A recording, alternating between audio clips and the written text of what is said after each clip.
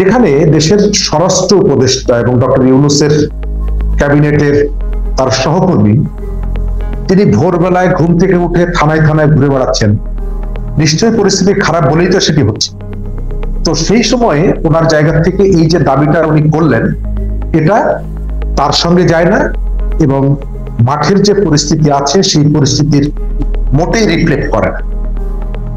গত কয়েকদিন ধরে আমরা আইন শৃঙ্খলা পরিস্থিতি গত 6 মাস ধরে একই রকমের আছে। একেবারে সর্বশেষ কুমিল্লাতে যেটা ঘটেছে, পুলিশের রেশন লুটপাট, এটা একটা দেশের অস্তিত্বকেই প্রশ্নের মুখে ঠেলে দেয়। এবং এরপরে আমাদের সেনাপ্রধান কিন্তু সতর্ক করে দিলেন, উপদেষ্টাদের একাধিক উপদেষ্টা সতর্ক করে দিলেন, তারপরেও কিন্তু আমরা দেখছি মাজারে আক্রমণ হচ্ছে, আগুন দিয়ে পুড়িয়ে দেওয়া হচ্ছে ইত্যাদি। ছিনতাই এটি বেড়েছে। সর্বশেষ নতুন যে উপসর্গটি যুক্ত হয়েছে, কর্মজীবী নারীরা রাস্তাঘাটে নিগৃহীত হচ্ছে, নির্যাতিত হচ্ছে, আক্রান্ত হচ্ছে। এটা এই সময়কালে সব থেকে বিপজ্জনক।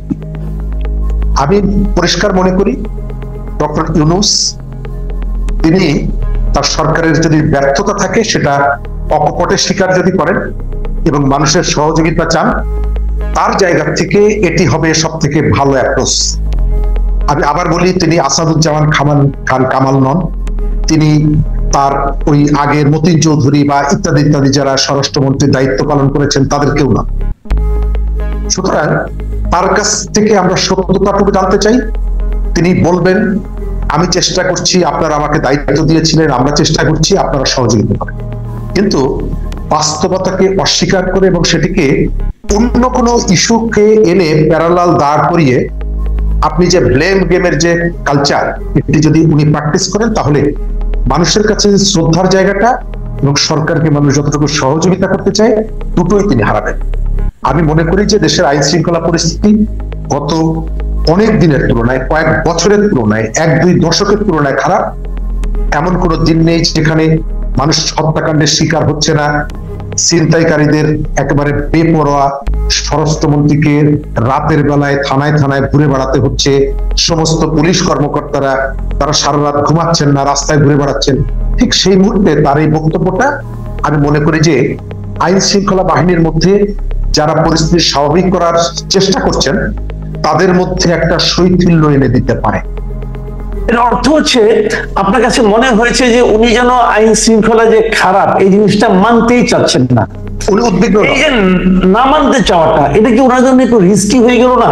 কারণ উনি যখন এই কথাগুলি বলছেন, এটা তো সাধারণ মানুষ শুনছে, তো সাধারণ মানুষ তো নিজের বাস্তবতার সঙ্গে মিলিয়ে নিচ্ছে, তখন তো ডক্টর ইউনূসের কথাগুলো মিলবে না। তখন এটা কি ওনার জন্য এই ঝুঁকিটা উনি টের পেলেন না, ঝুঁকিটা উনি বুঝতে পারলেন না?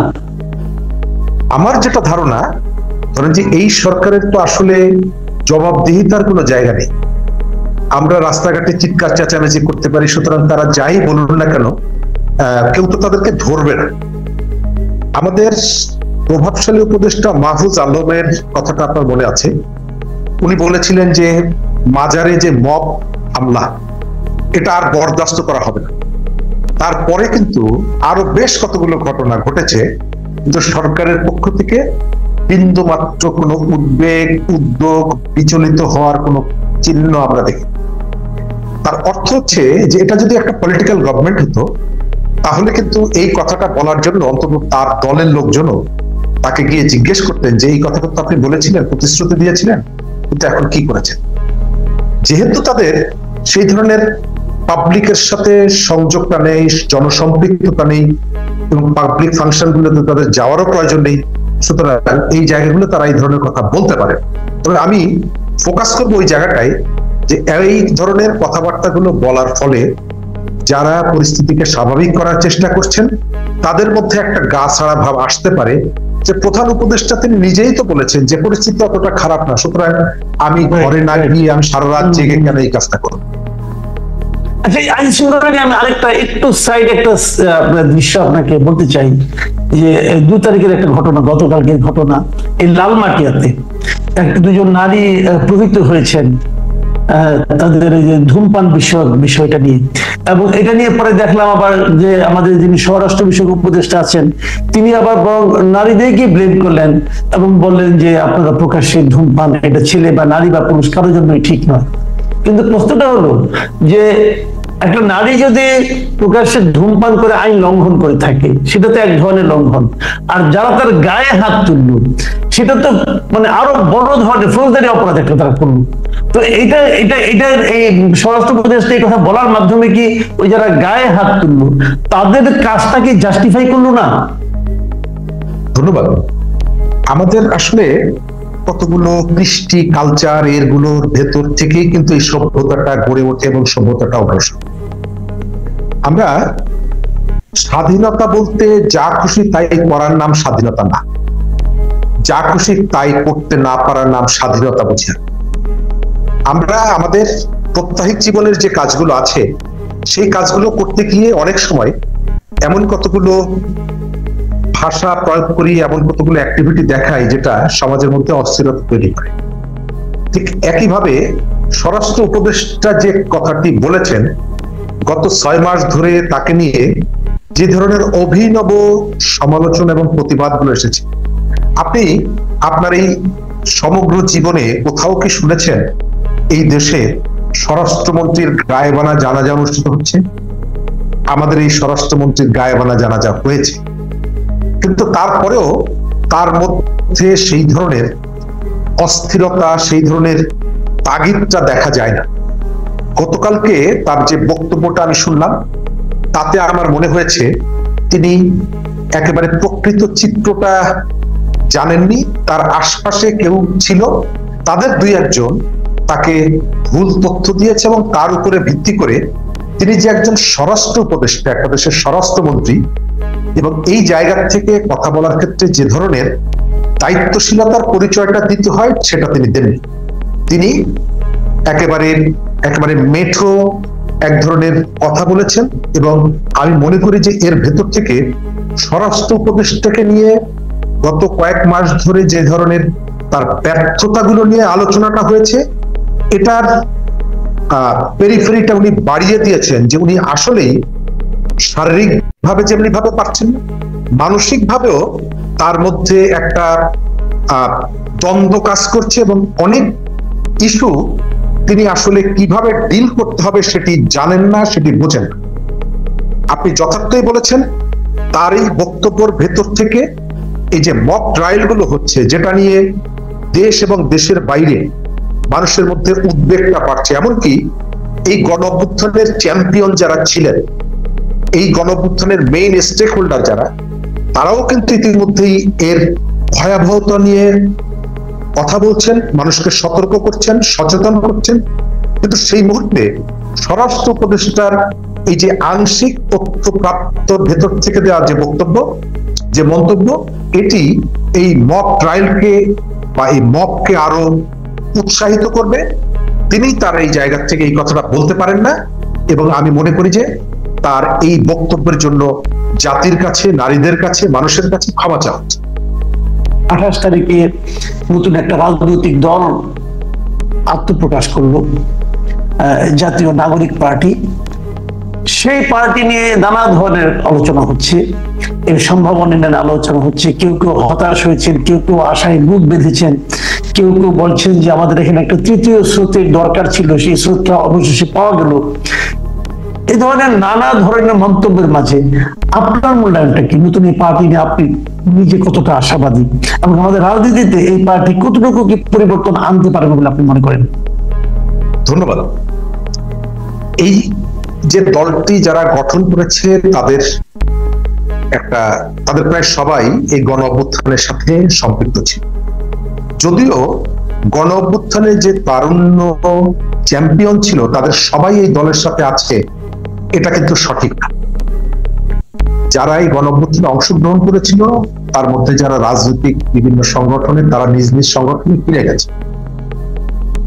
তাদের একটা অংশ নতুন একটা রাজনৈতিক দল গঠন করেছে। এর আগে এই দলের নেতারা নুরুল হক নূরের সাথেও কিন্তু একটা দল গঠন করেছিল, গণ অধিকার পরিষদ। পরে সেখান থেকে ভেঙে এসে যে মেইন অংশটি, তারা একটা সংগঠন করেছে এবং তার পরিণতির জায়গাটা হচ্ছে এখানে। রাজনৈতিক দল যে কেউ গঠন করতে পারে আইন অনুযায়ী, আমি সেটা অন্যায় দেখি না, এবং আমি মনে করি যে তারা যে উদ্যোগটা নিয়েছে আমি তাদের সফলতা কামনা। তবে ওই দিন যারা মঞ্চে ছিলেন তাদের মধ্যে কেউকে আমি কোনো ব্যাংক ডাকাতকে দেখিনি, শেয়ার মার্কেটের লুটেরাকে দেখিনি, কোনো টেন্ডার বাসকে দেখিনি, কোনো রাস্তায় মাস্তানকে দেখিনি। যাদেরকে দেখেছি তারা অনেক বছর ধরে মানুষের নানা অধিকার ইত্যাদি নিয়ে লড়াই করেন। কিন্তু এটাই শেষ কথা না, এই পর্যন্ত যেটা দেখা যাচ্ছে তাদের আদর্শ ইত্যাদি ইত্যাদি নিয়ে আর থেকে গুরুত্বপূর্ণ হলো তারা কোন প্রক্রিয়ায় দলটার যাত্রাটা শুরু করছেন এবং দলটা এগিয়ে নিয়ে যাচ্ছে। এখন পর্যন্ত দেখা যাচ্ছে যে সরকারের একটা বড় সহযোগিতা তাদের প্রতি আছে। উপদেষ্টা পরিষদের একাধিক সদস্য সোশ্যাল মিডিয়ায় অথবা মিডিয়ার সাথে কথা বলে তাদের জন্য তাদের সফলতা কামনা করেছেন, তাদের প্রতি দুর্বলতা প্রকাশ করেছেন। আর অস্বচ্ছতার একটা জায়গা আছে। যে ব্যক্তি মাত্র 3 দিন আগে ব্যাংক স্টেটমেন্ট দিয়ে জানালেন তিনি মাত্র 10,000 টাকার মালিক, সেই মানুষটি যে দলটির সভাপতি, সেই দলটি ঢাকার এরকমের জায়গায় কোটি কোটি টাকা খরচ করে কিভাবে একটা রাজনৈতিক দল গঠন করছেন, এই প্রশ্নটি তোলার অধিকার যে কোনো মানুষের আছে এবং মানুষ এটি জানতে চাইবে। কারণ আমাদের রাজনীতিকে কেন্দ্র করে যতগুলো অভিযোগ আছে সব থেকে বড় অভিযোগ হচ্ছে আমাদের এখানকার প্রচলিত রাজনীতি মানুষকে বিত্ত বৈভবের মালিক করে দেয়, আঙ্গুল ফুলে কলা গাছ হতে সহযোগিতা করে। একটা নতুন দল তার আদর্শ, তার কর্মপদ্ধতি, এগুলো নিয়ে যতটুকু আলোচনা হবে তার থেকে বেশি আলোচনা হবে যে তার অর্থায়নটা কিভাবে হচ্ছে। যদিও গত 6 মাসে তাদের অর্থায়ন নিয়ে প্রচুর প্রশ্ন আছে, এবং যখন একজন উপদেষ্টা মন্ত্রিসভা থেকে বেরিয়ে এসে তার ব্যাংক স্টেটমেন্ট দিয়ে বললেন তিনি 10,000 টাকার মালিক, তিনি প্রধান হচ্ছেন যে দলটিতে, সেই দলটি ঢাকার প্রাণ কেন্দ্রে কোটি কোটি টাকা খরচ করে একটি সমাবেশ করে একটা দলের আত্মপ্রকাশ কিভাবে ঘটাচ্ছে, এটা জানার অধিকার বাংলাদেশের সমস্ত মানুষের আছে। তবে ইতিমধ্যেই দেশের মানুষের একটা বিরাট অংশ আমার মনে হয় যে তারা শ্রদ্ধা অর্জনের থেকে তাদেরকে মানুষ ভয় করুক এটা এরা চাইছেন। সমন্বয়কদের নানা রকমের বক্তব্য শুনে মনে হয় যে তাদের কাছে কেউ প্রশ্ন করুক সেটি তারা শুনতে অভ্যস্ত না, তারা এক ধরনের কমান্ড করবেন, সেটি মানুষ একেবারে মাথা পেতে গ্রহণ করবে, এবং তাদেরকে নিয়ে নানা রকমের প্রশ্নগুলো আছে। আমি যে নেতৃত্ব তাদের মধ্যে আমি তুলনামূলকভাবে স্বচ্ছতা দেখি, তাদের ইমেজটা স্বচ্ছ ইমেজ, কিন্তু তাদের কিছু কর্মকাণ্ড, যে কর্মকাণ্ডগুলো ক্রমশই প্রশ্ন তৈরি করছে এবং তাদের গ্রহণযোগ্যতা নষ্ট করে দিচ্ছে। আজকেও মিডিয়ার একজন আলোচিত ব্যক্তি, তৃতীয় মাত্রার জিল্লুর রহমান, তিনি একটা ভিডিও মাধ্যমে জানিয়েছেন একজন প্রভাবশালী সমন্বয়ক গতকালকে একটা ঢাকার একটা হাসপাতালে টেলিফোন করে একটা বিষয়ে তাদেরকে বলেছেন 5 তারিখের পরে আমার সাথে সবাই হিসাব করে কথা বলেন, আমার কথা অনুযায়ী যদি না শোনেন না চলেন হাসপাতাল লোক পাঠিয়ে গুড়িয়ে দেবেন। অর্থাৎ এই যে অ্যাটিটিউড গুলো হয়তো তিনি গুড়িয়ে দেবেন না অথবা দিতেও পারেন, কিন্তু এই যে বক্তব্যগুলো, এই বক্তব্যগুলো কিন্তু আপনি 28 তারিখে যে সমস্ত সুবচনগুলো দিয়েছেন মানিক ভাই এভিনিউ থেকে, তার সাথে এটা যায় না। হয়তো মানুষ আপনাদের ভয়ে এই বিষয়গুলো নিয়ে প্রশ্ন তুলবে না, কথা বলবে না, কিন্তু মানুষের মধ্যে কিন্তু ক্ষোভ ধুমায়িত হবে যে ক্ষোভের কথা শেখ হাসিনা পাত্তা দিতেন না। এবং আমার ঠিক মনে পড়ছে, আপনারও মনে থাকার কথা, ঠিক 1 বছর আগে গত বছর রোজার প্রথম রোজায় শিল্পমন্ত্রী বলেছিলেন খেজুরের দাম বেশি, আপনারা বড়ই দিয়ে ইফতার করেন না কেন? সেটি কিন্তু মনে আছে নিশ্চয়ই, আপনারা বড়ই দিয়ে ইফতার করেন না কেন? আজকে বড়ই আছে, খেজুরও আছে, সেই মন্ত্রীরা কিন্তু নেই। সুতরাং এখন যারা নতুন দল গঠন করেছেন, আমি 100 বার মনে করি যে সরকারের সাপোর্ট তারা পাচ্ছেন। যদি না পেয়ে থাকেন তাহলে মিডিয়াগুলোতে তাদেরকে নিয়ে এত লাফালাফি, এত উত্তেজনা কেন? কারণ মিডিয়াও জানে তারা রাজার পার্টির লোক, সুতরাং এতটা স্পেস তাদেরকে দিচ্ছে। আমি নতুন দল গঠনে আমি অসন্তুষ্ট না, আমি বরং আনন্দিত। কম্পিটিশনটা হোক, নতুন নেতৃত্ব আসুক, কিন্তু অনেকগুলো জায়গায় তাদের স্পষ্ট করতে হবে, স্বচ্ছতা আনতে হবে, তারা কি করতে চান, কিভাবে করতে চান, এবং তাদের এই প্রক্রিয়ার পেছনে, উদ্যোগের পেছনে কারা কারা আছেন। এখন পর্যন্ত কিন্তু খবর বের হচ্ছে বিভিন্ন বড় বড় শিল্প গোষ্ঠী তাদের পেছনে বিনিয়োগ করছে। তো বিনিয়োগ তো করা হয় সাধারণত মুনাফা লাভের জন্য, তাদের পেছনে কেন বিনিয়োগ করছেন, এটা জাতির প্রশ্ন। জি, আমি আপনাকে শেষ প্রশ্ন করেছিলাম, শেষেরও একটু শেষ করতে চাই আরেকটা ছোট্ট প্রশ্ন। যে আপনি বললেন, আপনি দুবার বললেন আপনার উত্তরের মধ্যে, যে আপনি এই সরকারের এক ধরনের সহযোগিতা আছে এই দলটার সঙ্গে, অথচ দেখেন বিবিসির ইন্টারভিউ কিন্তু প্রধান উপদেষ্টা সরাসরি বলছেন যে না, সরকার কোনো সহায়তা করে না। তাহলে প্রধান উপদেষ্টার এই বক্তব্য কি আমাদের উপলব্ধির বিপরীতে যাচ্ছে না? আমি প্রথমেই কিন্তু বলেছিলাম যে আমার ধারণা আমাদের প্রধান উপদেষ্টা ফিল্ডের অনেক তথ্য তার কাছে নেই, সেই কারণে তিনি আইন শৃঙ্খলা পরিস্থিতি নিয়ে এই কথাটা বলেছেন। এবং শেষ পার্টে আমি এসে বলবো, আপনি দেখেছেন যে আইন উপদেষ্টা ডক্টর আসিফ নজরুল তিনি সোশ্যাল মিডিয়াতে এই দলের প্রতি তার আকাঙ্ক্ষার কথা বলেছেন এবং বলেছেন জুলাই অভ্যুত্থানের আকাঙ্ক্ষা, স্বপ্ন বাস্তবায়ন করবে এই দলটি। তারপরে আমাদের যে সজীব ভুইয়া যুব ক্রীড়া উপদেষ্টা, তিনিও কিন্তু তার উচ্ছ্বাসের কথা বলেছেন। এবং তিনজনের যে টিম এই গণঅভ্যুত্থানের রাস্তা থেকে গিয়ে ক্যাবিনেটে শপথ নিয়েছিলেন, তাদের দুইজন কিন্তু আছে, একজন বেরিয়ে এসেছেন। সুতরাং এই তিনজনের টিমের একজন চলে আসলো, বাকি দুজন রয়ে গেল, তাদের কোনো সহানুভূতি এর সঙ্গে থাকবে না, এটা আমি বিশ্বাস করি না। আর সরকারের সহযোগিতা, বাস রিকুইজিশন সহ আইন শৃঙ্খলা বাহিনীর যে সহযোগিতা ইত্যাদি আমরা তো দেখছি। ইতিমধ্যেই তারা বিভিন্ন জায়গায় চাঁদাবাজির থেকে শুরু করে বিভিন্ন রকমের অন্যায় কাজের মধ্যে জড়িয়ে পড়ছে, কিন্তু পুলিশ তাদেরকে কিন্তু ধরছে না। তারা যে অন্যায়গুলো করছে সবগুলোই কিন্তু ক্রিমিনাল অফেন্স।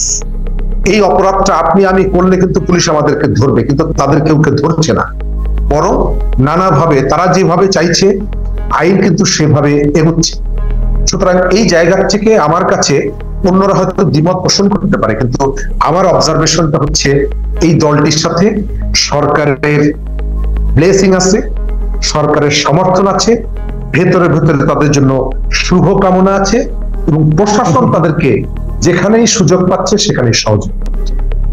জি, অনেক ধন্যবাদ জনাব শরীফুজ্জামান শরীফ, আপনাকে অনেক ধন্যবাদ। আপনি এত ব্যস্ততার মধ্যে আমাদেরকে সময় দিয়েছেন। আগামীতে নিশ্চয়ই আপনার সঙ্গে আমরা আবার বসার চেষ্টা করব, আপনি যদি সময় দেন দর্শকদের সামনে আপনাকে উপস্থাপন করতে পারবো।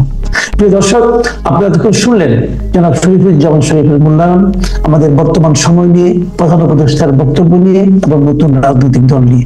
আপনাদের কেমন লাগলো লিখে জানাবেন। আপনাদের মতামত নিয়ে পরবর্তীতে আমরা এর রিয়াকশন দেওয়ার চেষ্টা করবো। ভালো থাকবেন সবাই, আল্লাহ হাফেজ।